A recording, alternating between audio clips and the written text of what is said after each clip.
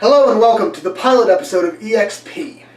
Through this show, I hope to look at video games in a light that they are very rarely looked in, specifically that of their inherent value beyond mere entertainment. I also hope that through this show I can share knowledge on a vast array of subjects. However, why did I choose video games? Well, to answer that question, I'm going to have to ask another one. Are video games art?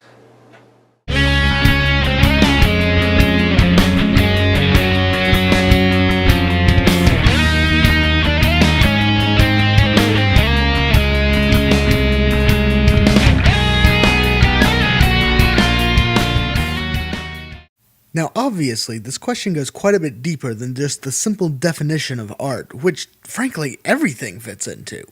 No, this question asks, what are video games truly worth? Can they be as timeless and as relevant as novels or movies or music or paintings have been in the past?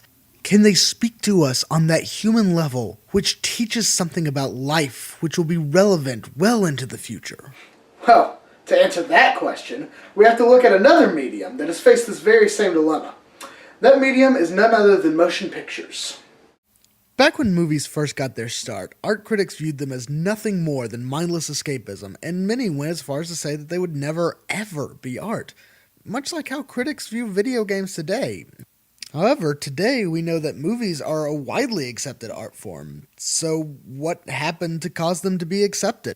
Well, as time went on, we saw technology improve and filmmakers push beyond the boundaries of what a movie was. Filmmakers started taking risks on things that were innovative and which tried to peer into the human condition in ways that only music and paintings had done before. And as time continued, motion pictures began to be accepted as a legitimate art form. We know that video games nowadays have very much the same storytelling potential as movies, but does that in and of itself make it art?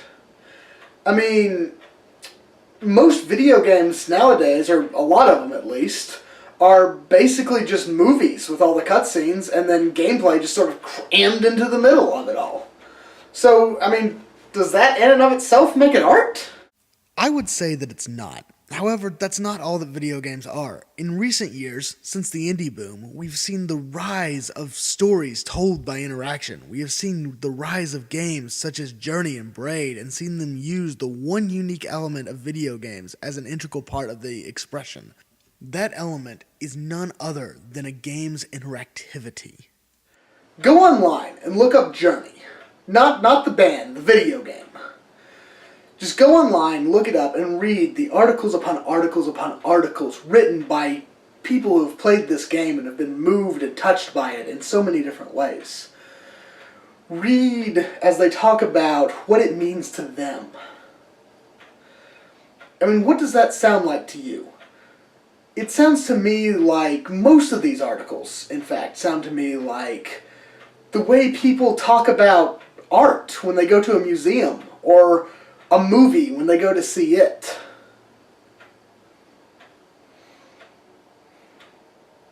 The fact of the matter is that our medium is still in its infancy.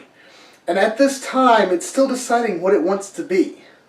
You know, is it going to be a truly in-depth artistic medium, or is it just going to be a toy to play with whenever you're bored? Right now, it holds the potential for both. And I personally would like to see a lot of it at least, not all of it mind you, but a lot of it go towards that more in-depth, introspective look at life. But, then again, that's just me. And plenty of other people share the opposite opinion. So, with this show, as I said before, I intend on looking at these games and really illustrating what I believe that they can be. But, unfortunately, we don't have time for that in one episode. So, I'll see you guys in 2 weeks.